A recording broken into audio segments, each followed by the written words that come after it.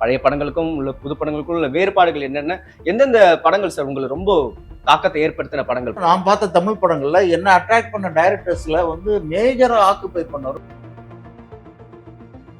இவங்க வேற இடத்துல போய் வார் நடந்துட்டு இருக்கு. அதுல ரெண்டு மிலிட்டரி மேன் தானே, ரெண்டு பேரும் ஃபைட் தான் சீக்வன்ஸ் எல்லாம் போயிட்டு இருக்கும்.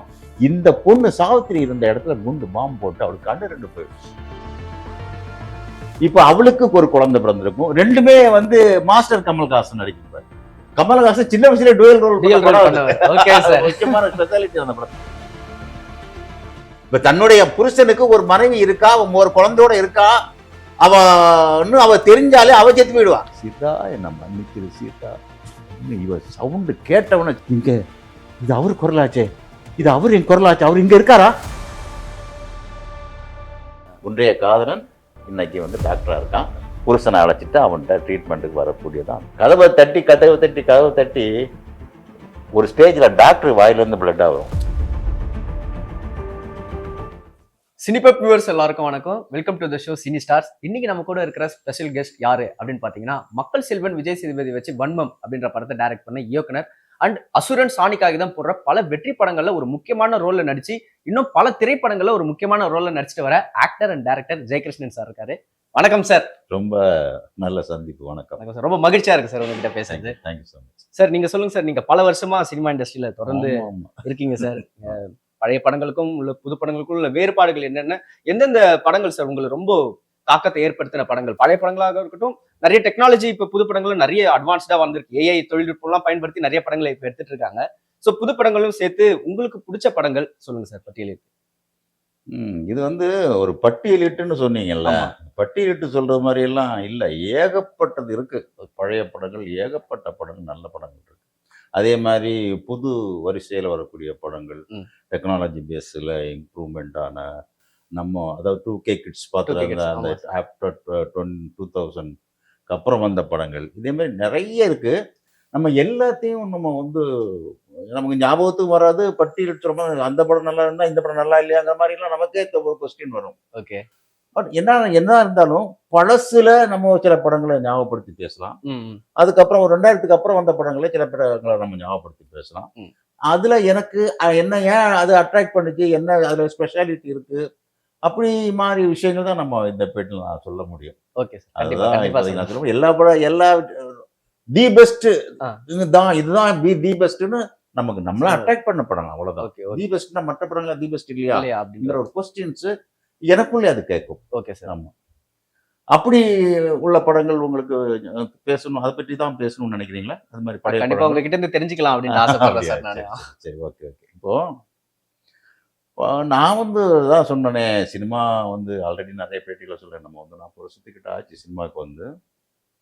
சினிமா தவிர ஒன்றுமே தெரியாது. சின்ன வயசுலேருந்தே ஆட்டம் பாட்டம் கூத்துன்னு வாழ்ந்த ஒரு கேரக்டர் தான். அப்படிங்கும்போது சின்ன வயசுல நான் நிறைய படங்கள் பார்த்துருக்கேன். தமிழ் படங்கள், ஹிந்தி படங்கள் நிறைய பார்ப்போம். நம்ம அந்த வயசுல ஹிந்தி படங்கள் ரொம்ப ஆர்வமாக பார்ப்போம். தமிழ் படம் அந்த அதர் லாங்குவேஜ்லாம் பார்க்க வேண்டாம். நம்ம தமிழை பற்றி மட்டுமே பேசுவோம், தமிழ் படங்களை பற்றி மட்டும் பேசுவோம். Okay sir.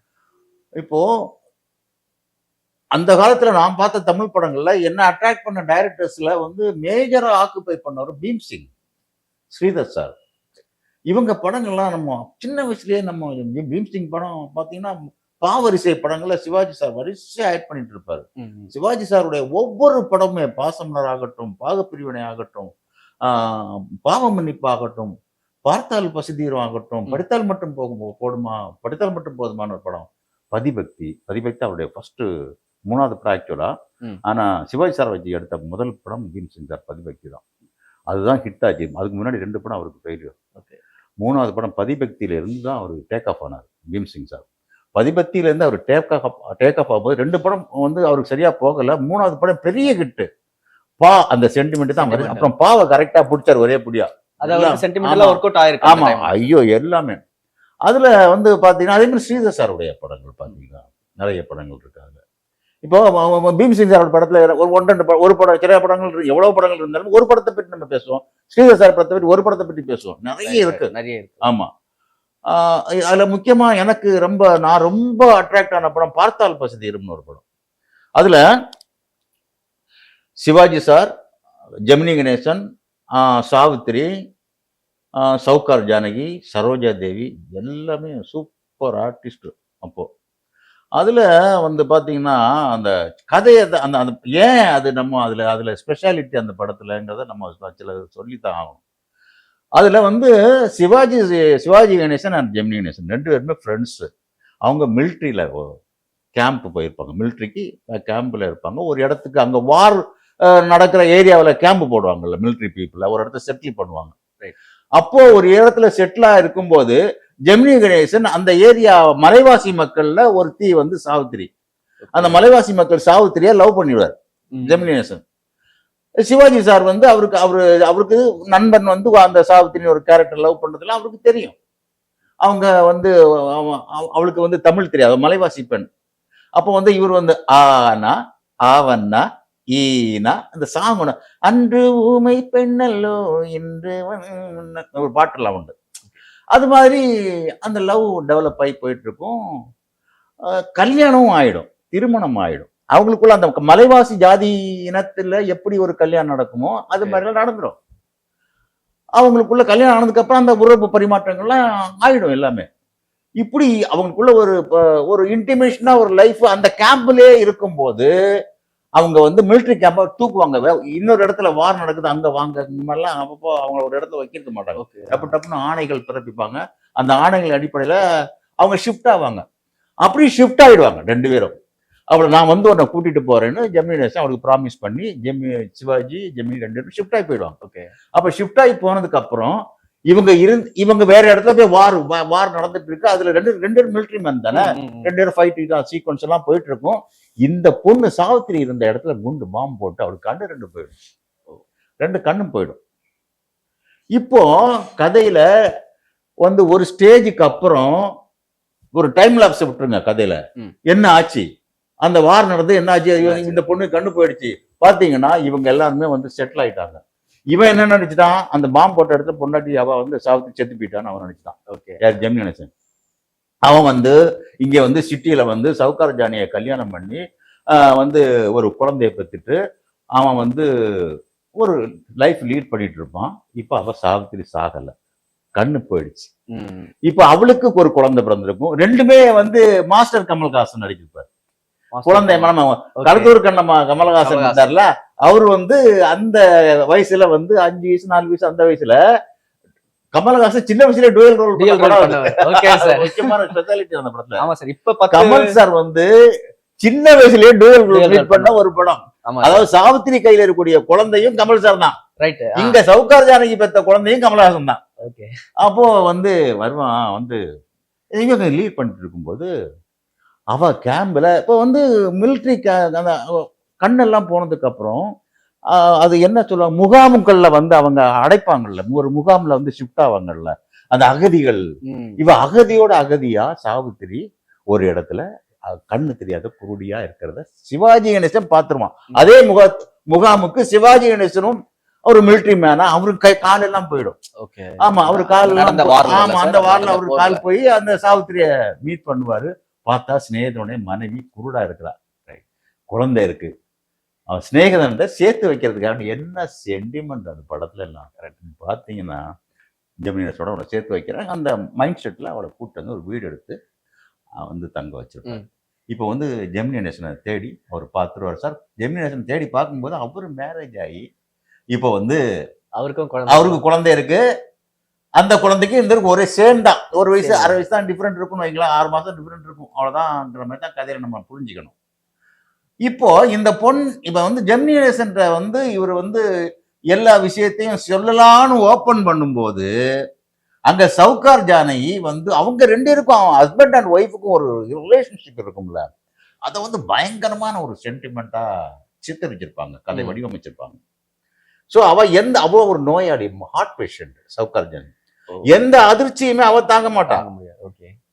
இப்ப தன்னுடைய புருஷனுக்கு ஒரு மனைவி இருக்கா, ஒரு குழந்தையோட இருக்கா, அவ தெரிஞ்சாலே அவ செத்து போயிடுவா. ஆமா, ரைட். அவ ஹார்ட் பேஷண்ட் அவ. சோ இதை சொல்ல மாட்டான். சொல்லணும்னு நினைக்கும் போது அப்படி நண்பனுடைய மனைவி ஒரு பேஷண்டா இருக்கா, அவளுக்கு அதிர்ச்சியான விஷயம் தெரிஞ்சு போச்சுன்னா அவ செத்து போயிடுவான்னு சிவாஜி அதை வந்து சொல்லவும் முடியாது, மறைச்சு வாழ்ந்துட்டு இருப்பாரு. இவ கூட சாவித்திரி கூட வாழ்ந்துட்டு இருப்பாரு. இப்போ சவுகார் ஜானகிக்கு ஒரு தங்கச்சி சரோஜா தேவி, அவ வந்து ஒன் சைடா சிவாஜி சார் லவ் பண்ணா, அது கதை வேற மாதிரி. ஓகே. இப்போ வந்து பாத்தீங்கன்னா இதுல வந்து அவர் வந்து தன்னுடைய நண்பனுக்கு உடைய மனைவிய நண்பன்கிட்ட சேர்த்து வைக்கணும் ஒரு நல்ல எண்ணத்துல கொண்டு வந்து அவளை வந்து வச்சிட்டு இருக்கும்போது தேவையில்லாம சிவாஜி சார் மேல ஒரு பழியே வரும். என்ன பழினா, ஒரு பொண்ணை கொண்டு வச்சிருக்காரு, இவருக்கு வந்து மனுஷன் கல்யாணம் வேண்டாம் வேண்டாம் சொல்லிட்டு ஊர்ல அந்த மாதிரியான பழி குழந்தை எல்லாம் இருக்கு அப்படின்னு சவுகார் ஜானகியும் சரோஜதையும் நம்பிடுவாங்க. இது கிட்டத்தட்ட கிளைமேக்ஸ் நெருங்கி வந்துடும். இப்போ அவன் வந்து ஒரு ஸ்டேஜ்ல வந்து ஜெமினேஷனுக்கு தெரிய வரும் மனைவி வந்து இருக்கா, குருடியா இருக்கான்னு. ஆனா இங்க அவன் லாக்கு. அவள்கிட்ட போய் பாப்பான், மனைவிட்ட கிட்ட தூரத்துல நின்று பாப்பான், குழந்தைய பாப்பான், ஆனா பேச முடியாது. பேசுனா அவ தெரிஞ்சுப்பா புருஷன் வந்து இவர் கண்டுபிடிச்சிட்டாரு, புருஷன் பக்கத்துல இருக்கான்னு. ஸோ அங்கங்க லாக்கா இருக்கும், சென்டிமெண்ட் லாக்கா இருக்கும். ஆமா, கிளைமேக்ஸ் தாங்க அதுல எனக்கு ரொம்ப அதுல இம்ப்ரெஸ் ஆன விஷயம். இவ அதுல வந்து சாவித்திரி அவன் வச்சிட்டு இருக்காங்கிற மாதிரி வந்து சரோஜா தேவி அவனை நம்ப ஆரம்பிச்சிருவான். ஏன்னா அவன் லவ் பண்ணிட்டு இருக்கான், ஜெமினேஷனுடைய கொழுந்தியா அதுல படத்துல. அப்போ வந்து டேரிங்கா வந்து சொல்லிடுவா, நீங்க வந்து என்ன ஏமாத்திட்டீங்க. இல்ல இல்ல இன்னும் சொல்லுவான். இந்த லவ் கட்டாயி போகும்னு சாவித்திரிக்கு தெரிஞ்சு போகும். சவுகார் ஜானகி சரோஜா அவளுக்கு சவுகார் ஜானகி யாருன்னோ ஜெமினேஷன் யாருன்னோ தெரியாது. ஆனா ஜெமினேஷனுக்கு தெரியும். அவளுக்கு சரோஜா தேவின்னு ஒரு கேரக்டரை தான் அண்ணன் லவ் பண்றான். அந்த லவ் நம்மளால கட்டாயி போச்சு சாவித்திரிய பாயிண்ட் ஆஃப் வியூல. நான் அவன் கூட இருக்கிறதுனால அவ தப்பா புரிஞ்சுக்கிட்டா. அதனால அண்ணனுடைய காதல் கட்டாவதுக்கு நான் ஒரு காரணம், அதை கிளியர் பண்ணணும்னு அங்க போவா சார். தான் கிளைமேக்ஸ். ஓகே, யாரு? சாவித்திரி. சாவித்திரி அங்க போய் பேசிட்டு இருப்பா. அவன் சவுகார் ஜானகியும் சரோஜா தேவியும் பேசுவா. நீ நினைக்கிற மாதிரி இல்ல, அவர் என்ன அண்ணன், கூட பிறக்காத அண்ணன், என் புருஷனோட சேர்த்து வைக்கிறதுக்கு தான் வந்து வந்திருக்காரு, நீ தப்பா நினைக்காத, அவர் ஒரு தெய்வம் மாதிரி அப்படி இப்படின்னு சொல்லுவா. அவங்க நம்ப மாட்டாங்க. அவங்க சைட்ல இருந்து அவங்க ஆமா இவன் வந்து ஜெமினி கணேசன் வந்து பஸ்ட் அவுட் ஆகி நிப்பான் சார். ஏன்னா தன்னுடைய மனைவி வந்து அங்க வந்து எக்ஸ்பிளனேஷன் கொடுத்துட்டு இருக்கா. சிவாஜி கணேசனை பற்றி இவனுக்கு தெரியும், நண்பனை பற்றி தெரியும், தன் மனைவியை பத்தி தெரியும். ஆனா ஒரு தப்பான ஒரு கான்செப்ட் அங்க போயிட்டு இருக்கு. மனைவி எக்ஸ்பிளனேஷன் கொடுத்துட்டு இருப்பா. அவங்க நம்ப மாட்டேங்கிறாங்க. இதுக்கப்புறம் நீங்க நம்பலைன்னா நான் உயிரை விடுறத தவிர வேற வழி இல்லைன்னு சாவித்திரி முட்டுவா சார் செவுத்துல. என்னை நம்புங்க, என் அண்ணன் நம்பு. செவுத்துல முட்டும் போது அப்போதான் பஸ்ட் அவுட் ஆவான் ஜெமினி கணேசன். பேர் என்னமோ சீதான்னு வச்சுக்கலாம். சீதா என்ன மன்னிச்சிரு சீதா. இவ சவுண்டு கேட்டவன சீதான்னு ஏதோ ஒன்று பேச, அவ பேர் மறந்து போச்சு. சத்தம் போட்டவனா, இங்க இது அவரு குரலாச்சே, இது அவரு என் குரலாச்சு, அவர் இங்க இருக்காரா, அங்க இருக்காரா, எங்க இருக்காரான்னு சொல்லிட்டு அவ கேட்க, இவன் போய் அவளை கட்டி பிடிச்சி என்ன மன்னிச்சிரு, நான் மன்னிப்பு கேட்க. எனக்கு சொல்லும் போதே எனக்கு கண்டவங்க அப்படி இருக்கும். அந்த சீன்ஸ் ஹைலைட்டா இருக்கும் அந்த படம். அங்க வந்து சவுகார் ஜானகி கேரக்டர் தூக்குவா பாருங்க. என்கிட்ட ஒரு வார்த்தை சொல்லக்கூடாதாங்க, நான் அப்படி மறுக்கக்கூடியவனா, எனக்கு அக்கா ஒருத்தி இருக்கான்னா எனக்கு அதை விட சந்தோஷம் என்ன அப்படின்னு அவ ரொம்ப பஸ்ட் அவுட் ஆகி கடைசி அவ வந்து தப்பான ஒரு விஷயத்துக்கு நான் துணை போயிட்டேனே, என் தங்கச்சியோட அந்த லவருக்கு அவன் சிவாஜி தப்பான வச்சுட்டேனே சொல்லிட்டு அவ வந்து அவங்க ரெண்டு பேரும் கையை சேர்த்து வச்சு அவ சேர்த்து போயிடுவான். ஓகே சார், ஆல்ரெடி அவங்க ஆர்ட் பேஷண்ட். ஆமா, ஆர்ட் பேஷண்ட். அதனால ஸோ பயங்கர எமோஷனலா இருக்கு சார் இது கேட்கும். எனக்கு இப்போ கண்டலங்குதுங்க. அதில் சாங்ஸ் எல்லாம் எல்லா படத்துலையும் பீம்சிங் சார் படத்தில் அந்த காலத்து படங்கள்லாம் சாங்ஸ், கண்ணதாசன் பாட்டுகள், எம்எஸ்வி சூப்பராக இருக்கும். இதில் ரொம்ப நல்ல பாடல்கள். ஸோ இதே மாதிரி படங்கள் நிறைய, இதெல்லாம் வந்து பர்டிகுலராக பழைய விஷயங்களில் சொல்லக்கூடிய. அதே மாதிரி ஸ்ரீதர் சார் படங்கள் நிறைய இருக்குது. நெஞ்ச மறப்பதில்லை, அவருடைய படங்கள், காவிய படங்கள் நிறைய இருக்குது. என்டர்டைன்மெண்ட், காதலிக்க நேரமே இல்லைலாம் அப்பா ஜாலியான ஒரு படம். சாங்ஸ் எல்லாம் அப்படி இருக்கும். இந்த ஜெனரேஷன் பார்த்தா கூட பிடிக்கும். ஐயோ சூப்பராக பிடிக்கும் இந்த மாதிரி தான். ஆமாம், அதே மாதிரி அவருடைய படங்கள் நெஞ்ச மறப்பதில்லை, நெஞ்சில் ஓர் ஆலயம், சுமைதாங்கின்னு ஒரு படம், இதெல்லாம் வந்து ரொம்ப காவியம் படைச்ச படம், ரொம்ப பெரிய ஹிட்டான படம். அப்போல்லாம் இந்த படங்கள்லாம் உட்காந்து அழுதுட்டு தான் சார் இருக்கணும் தேட்டரில் உட்காந்து அழுதுட்டு இருந்தாலுமே அந்த படம் வந்து சில்வர் ஜூப்ளி ஓடும். ஆமாம், சுமைதாங்கியெல்லாம் அப்படி ஒரு கனமான படம். மயக்கமா கலக்கமா அந்த பாட்டுலாம் அந்த படத்தில் உள்ள பாட்டு தான். அதே மாதிரி நெஞ்சில் ஓர் ஆலயம் அது வந்து அவர் பர்டிகுலராக அந்த படம் வந்து சொன்னார் அவர் 13 நாளில் முடிச்ச படம் தான் சார். நான் கேள்விப்பட்டிருக்கேன், ஞாபகம். ட்ரையாங்கிள் ஒரு love subject. Triangle love story. ஆமாம் ஆமாம். அந்த டைம்லயே ட்ரை பண்ணிருக்காங்களா சார் இந்த ட்ரையாங்கிள் ட்ரையாங்கிள் லவ்னா அது வந்து அது ட்ரையாங்கிள் லவ்னு சொல்ல முடியாது, ட்ரையாங்கிள் கேரக்டர்ஸ்னு சொல்லலாம். அதை வந்து கல்யாண்குமார், தேவிகா, முத்துராமன் மூணு மெயின் கேரக்டர்ஸ். அதாவது கல்யாண்குமாரும் தேவியாவும் லவ்வர்ஸு. முத்துராமனை சந்தர்ப்ப சூழ்நிலை காரணமாக தேவியா கல்யாணம் பண்ண வேண்டிய சூழ்நிலை வரும். கல்யாணம் பண்ணதுக்கு அப்புறம் அவன் ஒரு ஹார்ட் பேஷண்ட்டு முத்துராமன், அவன் டிபி பேஷண்ட்டு. அந்த டிபி பேஷண்ட்டை அழைச்சிக்கிட்டு அவள் ஹாஸ்பிட்டல் வரும்போது அந்த hospital chief doctor Kalyankumar, right. ஒன்றைய காதலன், இன்னைக்கு வந்து டாக்டராக இருக்கான். புருஷனை அழைச்சிட்டு அவன்கிட்ட ட்ரீட்மெண்ட்டுக்கு வரக்கூடியதான் அந்த கதையினுடைய அந்த பேஸு. ஓகே, அதில் சென்டிமெண்ட்ஸை பார்க்கணுங்க. அதில் சாங்ஸை, கண்ணதாசனுடைய பாடல்கள், எம்எஸ்சி மியூசிக்கு, ஸ்ரீதர் சாருடைய ஸ்கிரிப்ட், டைலாக்ஸ் எல்லாமே மறக்க முடியாது. அதெல்லாம் நெஞ்சில் ஒரு ஆலயம்னா அந்த படம், அது நெஞ்சில் ஒரு பழைய படம்னா அது அப்படி நம்ம மறக்க முடியாத ஒரு படம். அதில் வந்து நிறைய விஷயங்கள் இருக்குது சார். அந்த படத்தில் முத்துராமன் ஹார்ட் பேஷண்ட்டு, ஆப்ரேஷன் பண்ணால் தான் அந்த டிபி வந்து நோய் குணமாகும். அதுக்கு முன்னாடி அந்த ஹாஸ்பிட்டல் ஒரு குழந்தை இருக்கும், குட்டி பத்மினி ஆக்ட் பண்ணியிருக்கோம். அந்த குழந்தை அதுக்கும் அந்த நோய் தான். டாக்டர் ஃபஸ்ட்டு அந்த குழந்தைக்கு தான் ஆப்ரேஷன் பண்ணுவார். அந்த குழந்தைக்கு ஆப்ரேஷன் பண்ணும்போது அந்த குழந்தை உயிர் பிழைக்கணும்னு அந்த கேரக்டர்ஸ் அத்தனை பேரும், அந்த ஹாஸ்பிட்டலுடைய கேரக்டர்ஸ் அத்தனை பேரும் வந்து தெய்வத்தை வேண்டிட்டு இருப்பாங்க. ஆனால் அந்த குழந்தை அன்எக்ஸ்பெக்டட் செத்து போயிடும். அது பெரிய ஷாக்கிங்காக இருக்கும். இப்போ அடுத்த ஆப்ரேஷன் முத்துராமனுக்கு. ஓகே, இப்போ தேவிகாவே பயந்துருவா அந்த கேரக்டர். ஏன்னா டாக்டர் நம்ம முன்னே காதலன் தான் ஆப்ரேஷன் பண்ண போகிறான். இவன் வந்து முத்துராமனை வந்து, ஆனால் இந்த கதையில் வந்து இது நம்ம அவங்க ரெண்டு லவ்வர்ஸுங்கிறது ஒருத்தருக்கு ஒருத்தர் பரிமாறிப்பாங்க, பேசிப்பாங்க. ஆனால் அந்த மனநிலையில் இல்லை இன்னைக்கு. ரைட்.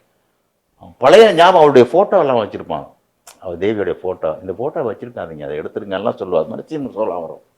அது இருக்கிறதே தப்பும்பா, உங்ககிட்ட இருக்கிறதே தப்பு இல்லை சீதா, ஞாபகமாக வச்சுக்கிறேன்னு சொல்லுவான் சீனில். ஸோ இப்போ வந்து பார்த்தீங்கன்னா முத்துராமன் வந்து அவனுக்கு ஆப்ரேஷன் பண்ணணும். ஆப்ரேஷன் பண்ணால் அவங்க நம்மவும் குழப்பமான்னு அவனுக்கு ஒரு டவுட் ஸ்டார்ட் ஆகிடும். ஏன்னா ஆல்ரெடி இதுக்கு முன்னாடி சக்ஸஸ் ஆகலை. சக்ஸஸ்ஃபுல் ஆகல. இந்த ஆப்ரேஷன் சக்ஸஸ் ஆகுமா, நான் குழப்பனா. அவனுக்கு வந்து கல்யாண்குமாரும் தன்னுடைய மனைவியும் லவ்வர்ஸ்னு தெரிய வந்துடும். அதுக்கு முன்னாடி ஆப்ரேஷன் அந்த ஸ்டேஜுக்கு முன்னாடி. ரைட். அப்போ வந்து அவன் சொல்லுவான் நீ, ஆனால் அது ஒரு புனிதமான உறவுங்கிறத அது ரொம்ப சித்தரிச்சிருப்பாங்க சார் கதையில். கணவன் மனைவி, அவள் முன்றைய காதலியாக இருந்தால் கூட, தன்னுடைய மனைவி ஒருத்தனுக்கு காதலியாக இருந்தால் கூட, இன்னைக்கு மனைவிங்கிற ஸ்தானத்தில் அவள் எள்ளளவும் குறையில்லைங்கிறத ரொம்ப அழகாக வடிவமைச்சிருப்பாங்க. அதேமாதிரி கல்யாண்குமார் அந்த டாக்டர் கேரக்டர் அவ்வளோ புனிதமாக இருக்கும். முத்துராமன் சொல்லுவான், நான் இந்த ஆப்ரேஷனுக்கு அப்புறம் நான் உயிரோடு இருப்பேனோ செத்து போயிடுவானோ தெரியல, நீ எனக்காக வேண்டி ஒன்று பண்ணு, அந்த டாக்டரை கல்யாணம் பண்ணிக்கும். ஏன்னா முன்னாடி தெரிய வந்து அவங்க ரெண்டு பேரும் லவ்வர்ஸ்ன்றது தெரிய வந்து. அவ என்ன வார்த்தை சொல்லிட்டீங்க. அப்போதான் சாங்கில் கண்ணதாசன் எழுதியிருப்பார், தெய்வத்தின் மார்பில் சூடிய மாலை தெருவிலே விழலாமா, தெருவினிலே விழுந்தாலும் வேறொரு கைப்படலாமா, ஒரு கொடியில் ஒரு முறைதான் மலரும் மலரல்லவா, ஒரு மனதில் ஒரு முறைதான் வளரும் உறவல்லவா. ஒரு மனசில் ஒரு முறை தானங்க அந்த உறவு வளரும். என்ன போய் இன்னொருத்தன்னமே மேரேஜ் பண்ணிக்கணும்னு சொன்னீங்களே, எப்படி சொன்னீங்கிறது தான் ஹைலைட்டாக உட்காரும் அந்த இடத்துல படத்தில். அப்படி போங்க சென்டிமெண்ட்டாக. அப்புறம் எண்டில் பார்த்தீங்கன்னா கிளைமேக்ஸில் ஆப்ரேஷன் நடக்கும். இவன் வந்து அவன்கிட்ட கேட்டுருவா கல்யாண்குமார்ட்ட, ஒருவேளை என்னோட காதலை மனசுல வச்சுக்கிட்டு என் புருஷனுக்கு நீ எதுவும் பண்ணிடாதேன்றாங்க. ஓப்பனாவே சொல்லிடுவாங்க. ஆமா, செத்துட்டான் அவன் கல்யாண்குமார். அந்த சீனெல்லாம் நினைச்சு பார்த்தீங்கன்னா இப்போ மனசு அப்படியே குலுங்கும், அப்படி அவ்வளோ இம்பாக்டா இருக்கு சார். ஆமா, ஏன் அவன் எவ்வளவு புனிதமான ஒரு கேரக்டர். அவன்கிட்ட போய் கேட்பா, நான் என்ன தவிக்க விட்டுறாதீங்க, ஏதோ ஒன்று மனசுல வச்சுட்டு என் புருஷனுக்கு ஏதோ ஒன்று பண்ணிடாதீங்க. சீதா என்ன சொல்லிட்டு சீதா, நான் அப்படி பண்ண முடியும்னா உங்க புருஷனை காப்பாற்றுவேன் சீதா இன்னும் ப்ராமிஸ் பண்ணுவோம். ஆப்ரேஷன் நடக்கும், இவ போய் கதவை சாத்திடுவா, எல்லாருமே கதவை சாத்திடுவா, பொழைச்சிப்பாங்க. ஆப்ரேஷன் சக்ஸஸ் ஆகிடும். சக்ஸஸ்ஃபுல். ஆமாம், சக்ஸஸ் ஆகிடும். வந்து சீதா அவன் புருஷனை நான் காப்பாற்றிட்டேன் சீதா, இவ என்ன நினைச்சிட்டா, வேலைக்கு ஆகாது, ஏற்கனவே ஒரு குழந்தை இறந்து போச்சு, இவனும் நம்மளை விட்டு போயிடுவான் புருஷனும், இந்த ஆப்ரேஷன் சக்ஸஸ் ஆகாதுன்னே ஃபிக்ஸ் ஆகிடுவான் மென்டலாக. இவன் கதவை தட்டி கூப்பிடுவான், சீதா கதவை துற சீதா, நான் பொழைச்சி, உன் ஆப்ரேஷன் சக்ஸஸ் ஆகிடுச்சு சீதா, கதவை துற சீதா, நான் நல்ல செய்தி சொல்கிறேன் சீதா, அவர் பொழைச்சிடா சீதா. அப்படியே பஸ்ட் அவுட் ஆச்சுன்னா அவன் வந்து ஏதோ ஒரு ஞாபகத்தில் சாமி விட்டு மறந்து போச்சு, கதவை திறக்க மாட்டான். கதவை தட்டி ஒரு ஸ்டேஜில் டாக்டர் வாயிலேருந்து பிளட்டாக வரும், டாக்டர் செத்துருவாங்க. அதுதான் கிளைமேக்ஸ். தட்டி அவன் வந்து அவனு டிபி பேஷண்டோட வாழ்ந்துருக்கான்ல, அவனுக்கு அதெல்லாம் அண்டர்ஸ்டுட் நீங்க நினைச்சிக்க வேண்டியதுதான். அதெல்லாம் அதுக்கு அது வந்து ஒரு கிருமி தான், அன்னைக்கெல்லாம் டிபி வந்து பரவக்கூடிய ஒரு நோய். அதெல்லாம் நம்ம புரிஞ்சுக்கணும், அண்டர்ஸ்டுட். அவனுக்கும் அது அட்டாக் ஆகிருக்கு, அதை நம்ம புரிஞ்சுக்கணும். பிளட்டாக வந்து அப்படியே செத்து வரும், டாக்டர் செத்துறாங்க, இவன் பொழைச்சிப்பான், பேஷண்ட்டை காப்பாற்றிட்டு அப்புறம் எண்டில் வந்து அந்த டாக்டர் கூட செலவு வச்சு ஒரு சாங் வந்து எம்எஸ்வி மியூசிக்கில் வந்து ஒரு ஒரு பாட்டு ஓரலாக ஒன்று பண்ணிப்பாங்க. ஒருவர் வாழும் ஆலயம்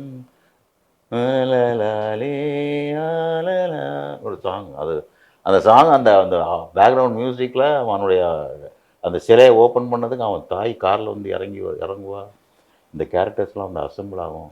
அந்த சாங் வந்து நிலைத்து வாழும் ஆலயம் நெஞ்சிலோர் ஆலயம் முடிப்பான்.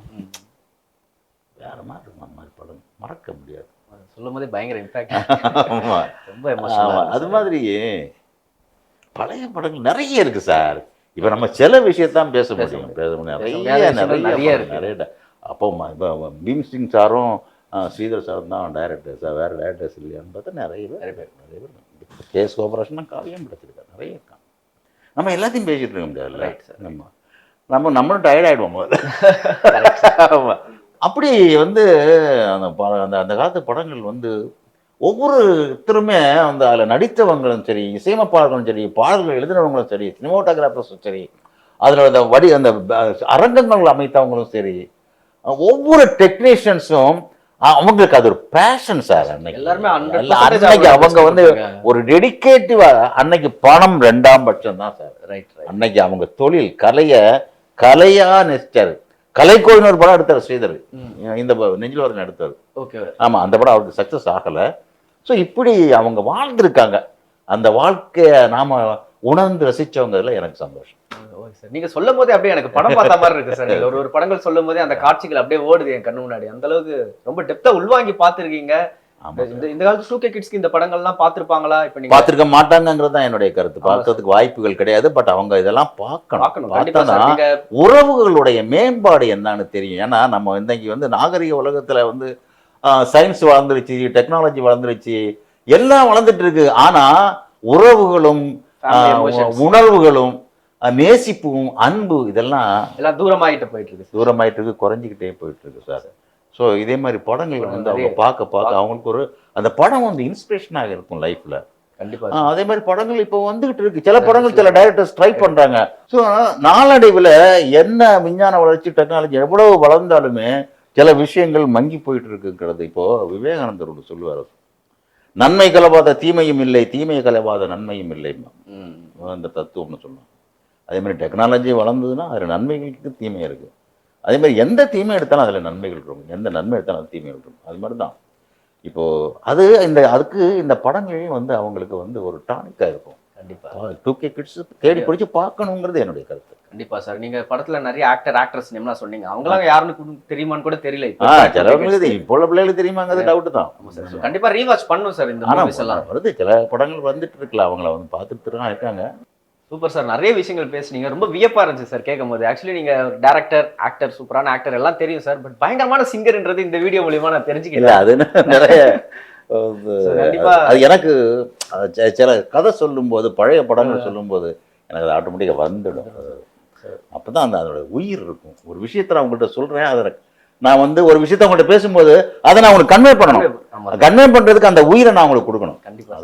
அது கிடைச்சு சார் எனக்கு இந்த வீடியோல. தேங்க்யூ. அப்படி கிடைச்சது ரொம்ப சந்தோஷம். ஆமா சார். இப்ப நம்ம வீடியோ பாக்குற வியூவர்ஸ் நிறைய பேர் நீங்க சொன்ன படங்கள்லாம் போய் திருப்பி ரீவாட்ச் பண்ணுவாங்க சார். இந்த கண்டிப்பா. படங்கள் கண்டிப்பா பாப்பாங்க அப்படின்னு நான் நினைக்கிறேன். பார்க்கணும். சோ அடுத்த வீடியோல இன்னும் தெளிவா பேசலாம் சார், விரிவா பேசலாம். சந்தோஷம். சோ வியூவர்ஸ், சார் கூட சேர்ந்து நிறைய விஷயங்கள் பேசிட்டு இருக்கோம். இன்னும் அடுத்தடுத்த எபிசோட்ல இன்னும் நிறைய படங்கள் பத்தி சார் பேச போறாரு. சோ கண்டினியூவா வாட்ச் பண்ணுங்க. தேங்க்யூ.